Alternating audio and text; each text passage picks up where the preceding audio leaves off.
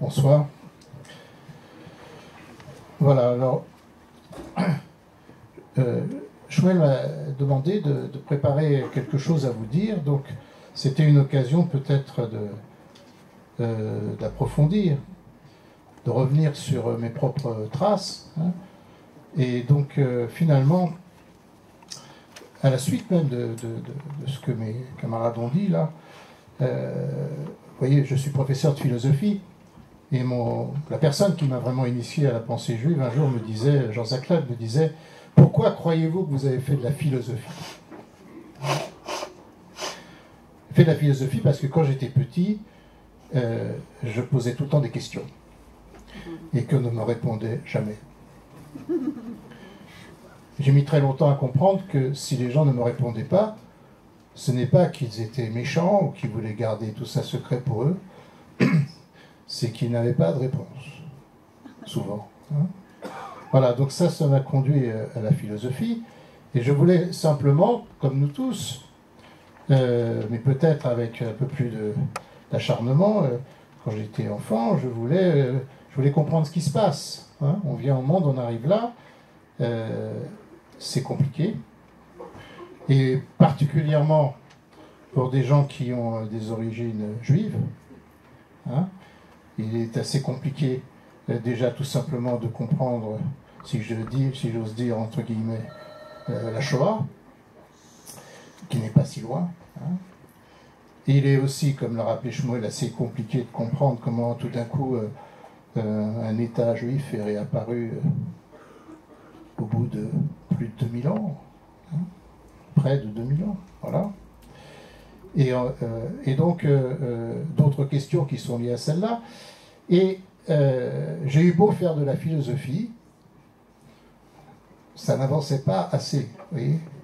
Hein. Philosophie fournit des questions et des réponses abondamment, mais elle n'atteint pas ces questions vraiment existentielles, historiques, vous voyez, et personnelles, voilà. Hein, et comme beaucoup d'autres, je me suis senti à un moment donné, un peu tard peut-être, quand j'avais déjà fini mes études, concerné par la tradition juive, qui, elle, au miracle, alors que je me demandais où elle était, celle-là, puisque chaque fois que je posais des questions, notamment à des rabbins, on m'envoyait promener, hein, à partir du moment où j'ai rencontré des gens qui ont commencé à me donner des clés, là j'ai découvert que c'était beaucoup plus éclairant. Voilà. Et donc après j'ai continué, et la vie passe vite, et donc j'essaye de faire partager mon expérience. Hein. Et je ne sais pas par où entrer, alors j'ai trouvé une petite phrase qui est tout à fait de circonstance, d'époque, vous voyez, et qui résume beaucoup de choses chez notre ami Shlomo Sand, dont vous connaissez, hein, et qui, il ne faut pas oublier, comment dire, explique très bien que lui, sa langue maternelle, c'est le yiddish, hein, bien sûr. Donc, il a toute cette expérience et tout. Et alors, il y a une phrase où il dit, il parle de son refus d'être juif. Ah, c'est le titre du livre, vous savez, le dernier, là. Comment j'ai cessé d'être juif. C'est intéressant, je dis, enfin, ouais, on va pouvoir s'en sortir, hein, voilà.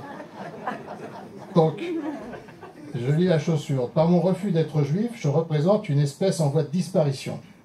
En insistant sur le fait que seul mon passé historique était juif, que mon présent quotidien est israélien, pour le meilleur et pour le pire, et qu'enfin mon futur et celui de mes enfants, tel qu'en tout cas je le souhaite, doit être guidé par des principes universels, ouverts et généreux, je sais que je vais à l'encontre des modes dominantes orientés vers l'ethnocentrisme. Voilà. Alors, c'est tout le problème de la route entre Tel Aviv et Jérusalem.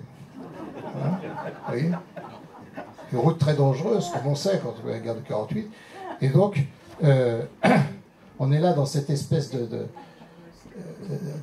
double tendance qu'on vit même à notre petit niveau en France, n'est-ce pas, entre ceux qui, au nom de ces fameux principes universels, hein, veulent s'éloigner de la tradition. On pourrait finalement... alors moi, c'est pas que je voulais m'éloigner de la tradition, c'est que personne ne voulait me donner accès, hein, mais beaucoup de gens la fuient. Hein, bon. voilà, cet ethnocentrisme épouvantable. Et puis il y a ceux au contraire qui s'y réfugient. Vous voyez. Alors, je dirais deux choses à ce sujet. Très simplement, c'est que moi, ayant reçu la culture classique occidentale, comme disait Isabelle, j'ai appris qu'avec Montesquieu que l'important c'est la modération. Hein, voilà. Donc je me méfie un peu de ce fameux ethnocentrisme qui conduit au repli identitaire, comme on a dit souvent, et qui n'est pas toujours très porteur d'avenir finalement. Hein. Mais je me méfie aussi de ce genre de déclaration, parce que quand même, c'est ça que je voudrais essayer de dire, mais c'est très difficile. Ce monsieur Sand qui oppose à l'ethnocentrisme juif ses principes universels. D'où il les sort, ces principes, hein, c'est ça que petit à petit je me suis rendu compte, c'est-à-dire que il est très fort pour expliquer, voilà, qu'il y a des principes universels, hein, et que justement les Anglais, par exemple, contrairement aux Israéliens, ne sont pas des colonisateurs, hein, vous voyez, que les Français, eux, ne sont pas des racistes, hein, voilà, hein, etc. Mais finalement, si on réfléchit, et c'est arrivé à beaucoup de mes contemporains, par exemple à Lévinas, à Derrida, tout ça, hein, c'est-à-dire qu'à Derrida, moi j'ai eu Derrida comme professeur, je ne savais même pas qu'il était juif, personne ne me l'avait dit, je n'avais pas pensé, je ne m'en occupe pas, bon, bien, hein, lui-même non plus. Hein. Et pour lui, sans doute, c'était aussi, au départ, un ethnocentrisme, particularisme, obscurantiste redoutable, voilà. Hein. Mais finalement, quand on réfléchit, nos fameux principes universels, hein, qui n'ont pas été tellement appliqués, même par la haute culture occidentale, hein, je ne sais plus où je lisais encore hier que l'Allemagne était le pays de l'idéalisme transcendantal. Voilà, hein, un problème. Bon. Donc ces grands principes nous viennent de l'esprit des Lumières. Bon, l'esprit des Lumières, hein, on a tous fait ça avec la guerre des Bichards et tout ça, formidable. Hein. L'esprit des Lumières, il venait finalement du côté éclairé du christianisme. Voilà, hein. Bon, le côté éclairé du christianisme finalement, il vient du judaïsme. Hein. Et donc, ces fameux principes universels, en fait, on ne les trouve vraiment affirmés et proclamés explicitement, comme l'ont rappelé de bons esprits, que dans la Bible hébraïque. Hein. Alors, c'est toujours, on vit avec ce paradoxe terrible, c'est que le judaïsme est présenté et se vit parfois lui-même comme un ethnocentrisme, hein, avec un repli identitaire, etc. Et en même temps, cet ethnocentrisme, il est replié sur l'universel.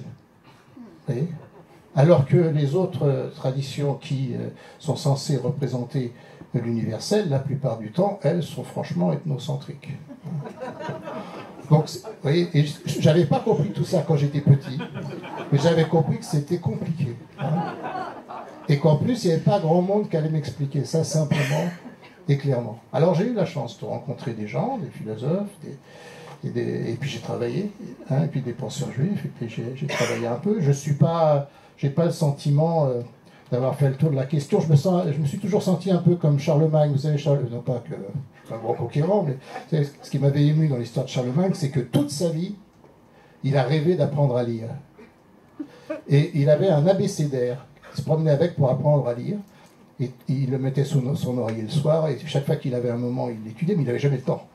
Hein, parce qu'il était tout le temps en train de faire la guerre. Pendant 45 ans, il a fait la guerre. Voilà. Heureusement, il y avait son copain Alcuin, qui lui savait lire, hein, qui a permis la renaissance carolingienne. Alors c'est ça, je crois que la vie est courte et il faut se dépêcher. Hein, il y a un passage du Pirkei Avot qui dit ça, hein, qui dit que le salaire est élevé, hein, mais le travail est lourd et les ouvriers sont paresseux. Et le maître est pressé. Voilà. Alors voilà, ben, je me dépêche et j'essaye d'aider ceux qui sont aussi intéressés. J'ai pensé, je ne veux pas monopoliser la parole, ça fait déjà 10 minutes. J'avais évidemment prévu, je pourrais tenir une douzaine d'heures, mais hein, j'avais pris juste une petite remarque qui peut faire réfléchir. sur cette fameuse question de la cache-route. Voilà l'exemple. Hein. Donc cette cache-route, hein, ces juifs-là qui ne mangent pas de porc, tout ça, alors ça leur vient de quand ils étaient nomades. Et tout, hein. Bon. Alors, j'ai découvert que, en discutant au cours de ma vie, si vous voulez, que sur la cache-route, il y a 4 positions. Hein. Il y a 4 positions. Il y a ceux qui ne savent pas, hein, qui n'ont aucune idée de ce que ça veut dire. Hein. Qui pensent que, de toute façon, qu'il n'y a pas à comprendre, hein, que finalement, c'est justement, c'est ethnique. Hein. Bon, voilà. Hein. Alors, parmi ceux-là, ça entraîne 2 catégories. Il y a ceux qui considèrent qu'il n'y a rien à comprendre, hein, et que donc il faut le faire. Hein, je me souviens quand mon fils étudiait pour être moniteur de colonie de vacances là, à Locage, il m'avait téléphoné en catastrophe. En pleine nuit, j'étais au Canada, lui en France. Papa, explique-moi la cache-route, je dois faire un exposé. Alors je lui explique un petit peu ce que j'avais compris, par l'intermédiaire de Jean Zaclade, qui lui-même s'inspirait du Gaon de Vilna, qui s'inspirait des Tikkun Zohar. Mais bon, ça peut se traduire simplement. Hein, ouais. Et donc j'explique un petit peu, et le lendemain, alors, il dit très bien, alors il avait tout enregistré au téléphone avec un magnétophone.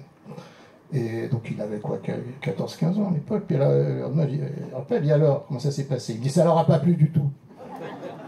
Je lui dis, pourquoi? Il m'a dit, ils veulent pas qu'il y ait des raisons. Hein, parce que si on commence à donner des raisons, hein, on va plus le faire. Hein. Alors, il y a les autres, dans la même catégorie, ceux qui n'y comprennent rien. Il y a ceux qui veulent continuer parce qu'ils n'y comprennent rien, et puis il y a ceux qui disent, puisqu'on n'y comprend rien, il n'y a qu'à arrêter. Bon, ça c'est une catégorie. Mais pour je dis, il y a 4 catégories. Il y en a 2 autres. Parce qu'après, il y a ceux qui, eux, ont eu des éclaircissements. On peut éclaircir, après, il y a des significations précises. Certes, à l'origine de ces coutumes, il y a certainement des aspects accidentels, comment dire, historico-critiques, comme dirait Isabelle, mais ensuite, tout cela a été surdéterminé par la cohérence très profonde de la tradition, puisque le judaïsme, essentiellement, à mon avis, comme disaient les professeurs, c'est certes une histoire et un mode de vie, mais c'est d'abord une école. Une école de vie, certainement. Et donc, ceux qui comprennent, là aussi, il y a 2 catégories. Il y a ceux qui disent, eh bien, puisque, comme m'avait dit une fois un ami, puisque finalement ça veut dire quelque chose, cette cache-route, hein, il n'y a qu'à expliquer ce que ça veut dire et puis on arrête. Oui, hein. Et là, les obscurantistes arrivent et disent, vous voyez, je vous l'avais dit. Hein. Et puis il y a ceux, enfin, peut-être, hein, ceux qui considèrent que la cache-route, c'est pas parce qu'on peut comprendre ce qu'elle veut dire, hein, donc il y a lieu de s'en désintéresser. Hein. Alors on peut être modéré dans l'usage de la cache-route, parce que moins on y comprend et plus on est acharné, vous voyez. Mais on peut se demander finalement si la signification de la cache-route, ce n'est pas précisément que à tout moment, et notamment quand on mange, il est bon de se poser des questions. Hein, et pour conclure sur quelque chose de concret, j'en parlais récemment à des amis, toute cette fameuse question du lait et de la viande, hein, dont vous avez dû entendre parler, hein, qui fait des fanatiques et d'autres qui sont très méprisants. Hein, voilà. Je parle de ça parce qu'un ami non-juif sarcastique à Genève me parlait d'un dîner qu'il a organisé où il avait fait en sorte que tout soit cachère, et puis quelqu'un, je ne vous donne pas les noms, comment dire, arrive et lui dit, et ce couteau, à quoi il a servi? Hein. Donc,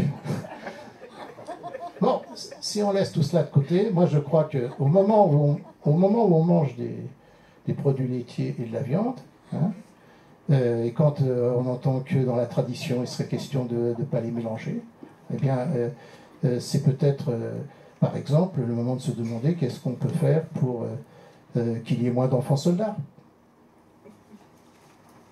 Et à ce moment-là, on commence à comprendre que derrière la plus simple de nos traditions, particularistes, n'est-ce pas, que derrière le verset le plus anodin de la Bible, ou de ces textes qui ont été élaborés et travaillés et étudiés pendant des millénaires, eh bien, il y a comme tout simplement une Torah, c'est-à-dire un enseignement, hein, et qui concerne non pas un groupe ethnocentrique, mais précisément qui concerne la réalité de ces principes universels si chers à notre ami Shlomo Sand.